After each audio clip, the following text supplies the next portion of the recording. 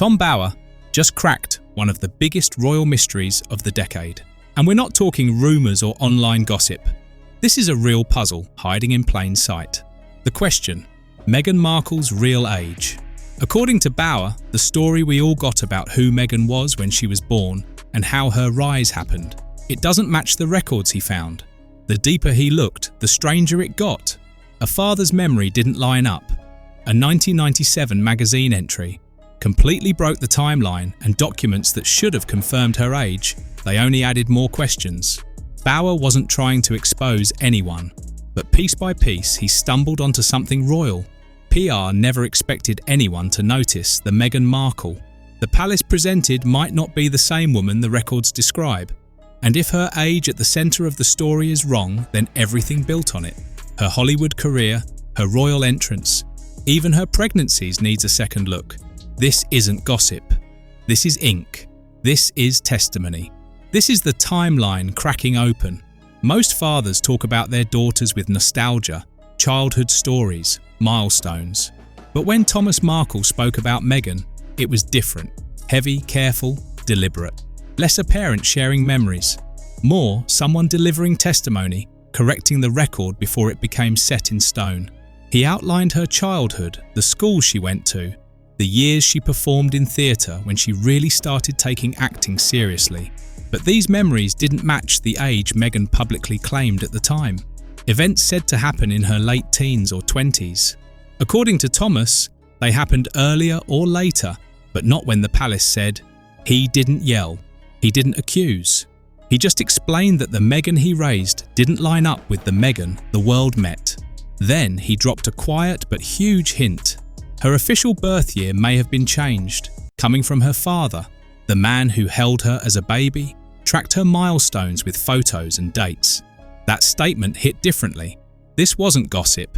It was a first-hand challenge to her public identity. Then Bower found the document that shook everything. In the March 1997 issue of 17 magazine, buried on page 90 among dozens of young hopefuls, one line jumped out: Meghan Markle, age 21, simple. Ordinary, easy to miss, but impossible to ignore. Former aides describe a charm that could flip to fury in seconds. Producers remember deals that evaporated the moment the spotlight shifted elsewhere. Even royal staff, once bound by silence, now quietly confirm what insiders whispered for years, that the version of Meghan the world saw on camera was a character carefully built off stage. Every document, every witness leads to the same conclusion. The brand was always the goal. The marriage was the vehicle. And as Tom Bower's investigation widened, the story stopped sounding like a tale of a misunderstood duchess and started reading like the blueprint of a calculated takeover. Until now, no one could prove it. This time, the evidence speaks louder than her interviews ever did. Before the documentaries, before the lawsuits, before the Netflix cameras and speeches about compassion, there was a legend carefully constructed. The world was told Meghan Markle was the underdog who beat the odds. The biracial actress who conquered Hollywood, found love with a prince, and challenged an ancient institution from the inside. It was the perfect 21st century fairy tale, modern, diverse, defiant. But every perfect story relies on editing the kind that cuts out inconvenient scenes. Her public image was sculpted with precision. Soft lighting, emotional interviews, charity photo ops timed to perfection. Every frame delivered the same message. She was the victim, not the villain. And for a while, it worked. Until the first cracks appeared. Because while the cameras captured smiles, the paperwork told a very different story. Long before Lilibet became one of the most controversial baby names in the world, web archives showed something else. Harry and Meghan had secured the domain before the Queen was even informed. A deeply personal nickname quietly turned into intellectual property. And when the palace corrected the record, the Sussex team didn't clarify. They threatened, denied, and doubled down. That moment shattered the illusion. This wasn't confusion, it was a transaction. For Tom Bower, that was the first clear trace of a repeating pattern. Emotion first, evidence later. Behind every heartfelt speech and every victim-centered headline, there was a business plan waiting in the shadows. And that was only the beginning. The deeper Bauer dug, the less the timeline made sense. Dates shifted, stories changed, and the woman who presented herself as a self-made survivor began to resemble something else entirely, a self-written myth. The story of the struggling latchkey child dissolves under receipts, private schools, ballet lessons, new cars, tuition paid in full by the father she later erased from her narrative. The same man who once filmed her smiling in luxury now appears in her story as an abuser recast through selective memory.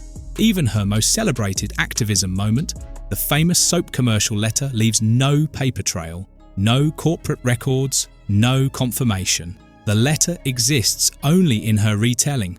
But it was the Oprah interview that turned quiet doubt into documented contradiction. Tom Bauer cross-checked every claim, line by line, against official records and palace logs. 17 inconsistencies, from the alleged secret marriage impossible under Church of England law to the claim that her son was denied a title because of skin colour, despite royal peerage rules that had existed unchanged for centuries. And when those claims unravelled, she didn't correct the record. She pivoted.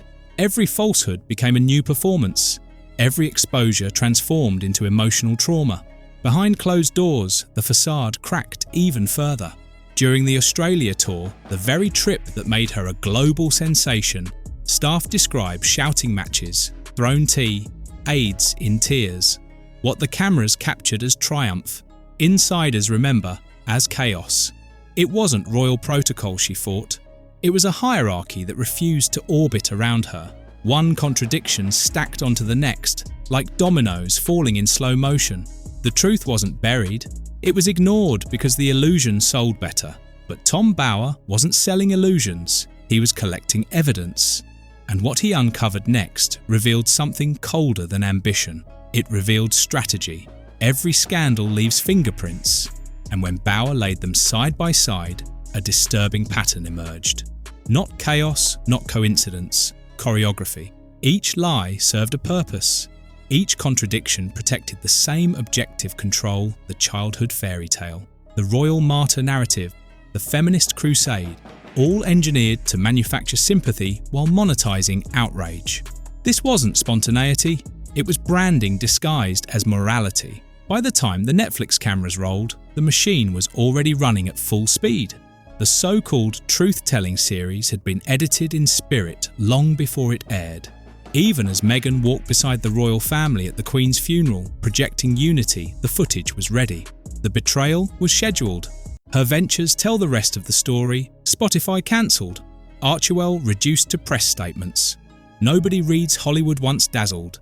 Now treats her as a liability, not royalty studios that once courted her, no longer return calls.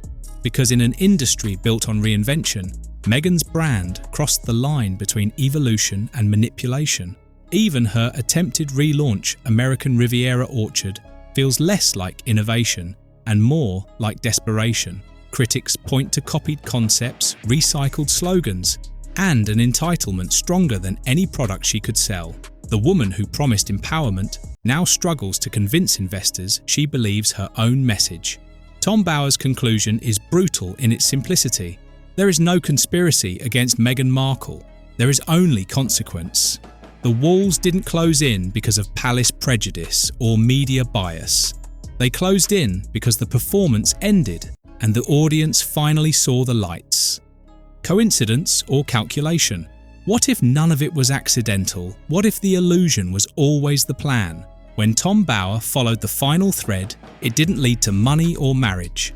It led to obsession. Because nearly every move Meghan made after entering the monarchy mirrored one woman who came before her, Diana. But where Diana's pain was real, Meghan's became performative. A script rehearsed in slow motion. Side-by-side images tell the story. Identical poses, matching outfits. The same tilted head, the same carefully timed glance toward the camera. This wasn't coincidence. It was choreography, public tears, familiar quotes, even emotional phrasing lifted straight from Diana's interviews. The woman who claimed to be haunted by the past was actively recreating it scene by scene for modern close-ups. According to Bauer, Meghan didn't want to honour Diana. She wanted to become her, the same sympathy, the same spotlight, the same tragic aura. Only this time the cameras would belong to her. Insiders say she even approached Earl Spencer, Diana's brother, with a request that stunned him permission to use the Spencer surname for future branding. He refused immediately, because some legacies can't be purchased, and others should never be replicated. The result was a public court between déjà vu and disbelief, watching one of Britain's most painful histories repackaged into clickable sympathy. And when the illusion began to fracture, she didn't reflect. She accused the audience of betrayal. That's the paradox. Bauer exposes Meghan Markle didn't lose her reputation by accident. She overproduced it. Every gesture became an echo, every story a borrowed tragedy. In trying to relive Diana's legend, she erased her own. Now the reflection is impossible to ignore. Not a princess reborn, but an actress trapped inside her own mirror. And once you realise the mirror was always the point, the performance stops feeling like tragedy and starts looking like theft. For years, Meghan's favourite word was compassion. She wore it like a crown, polished it for interviews, stamped it onto charity slogans. But behind the soft language, Bauer's findings reveal something far colder. Compassion, not as a value, but as camouflage. Emails from former staff paint a stark picture. Long speeches about kindness, followed by explosive tirades that left aides shaken and in tears. Those who supported her were quietly erased. Those who challenged her were labelled toxic racist or unstable. And when accountability loomed, every fallout was reframed as feminism. Even family wasn't exempt from the performance. Her father, once showcased as a symbol of love and sacrifice, became disposable the moment he stopped following the script. Half-siblings cut off, in-laws weaponized. Every relationship reduced to a storyline until it no longer served the brand. The hypocrisy reached its peak during the most sacred moment of royal grief. As the world mourned the Queen, Meghan smiled through the crowds, projecting unity, while editors in California finalized Netflix attacks against the very family she publicly honored. Grief became currency, and she spent it openly. Tom Bauer puts it simply: the mask never slipped. It was just replaced. Humanitarian to victim to mogul to preacher of empathy. Each transformation carefully designed to erase the last disaster while profiting from it. In the end, her kindness feels rehearsed, her compassion sounds manufactured, and her moral outrage lands like dialogue lifted straight from a press kit. Because when mercy is monetized and trauma is trademarked, the brand might survive, but the soul doesn't. And for Meghan Markle, every new display of compassion only reminds the audience of one thing: the performance never stopped, it just lost its applause. Maybe the official story was true, maybe it was all one massive misunderstanding. A woman crushed by the weight of monarchy, misjudged by the press, betrayed by everyone except herself. Maybe, but the evidence doesn't whisper. Maybe it screams pattern. Every timeline, every headline, every contradiction points to the same conclusion. Meghan Markle didn't stumble into controversy. She manufactured it, packaged it, and sold it to the world wrapped in sympathy and sparkle. Tom Bauer didn't destroy her image. He didn't need to. He simply turned on the light. And once the spotlight shifted, the carefully painted scenery began to peel away, revealing not a victim, but an architect. So the real question isn't whether her story collapsed. It's whether she ever truly believed it herself. Because behind the camera-ready smiles, the charity slogans, and the endless rebrands, one truth keeps echoing. What she calls authenticity was always strategy. And if you think this was the final act, it isn't. What happens next takes that illusion and burns it on a much larger stage. When the products tied to her lifestyle empire started coming back faster than they could be shipped out, mass returns, quiet embarrassment, a brand unravelling in real time. If you want to see that collapse the moment Meghan Markle's glamour finally collided with public reality, watch our previous investigation next. You're watching Star Spotlight, where the truth doesn't hide behind headlines. It burns straight through them,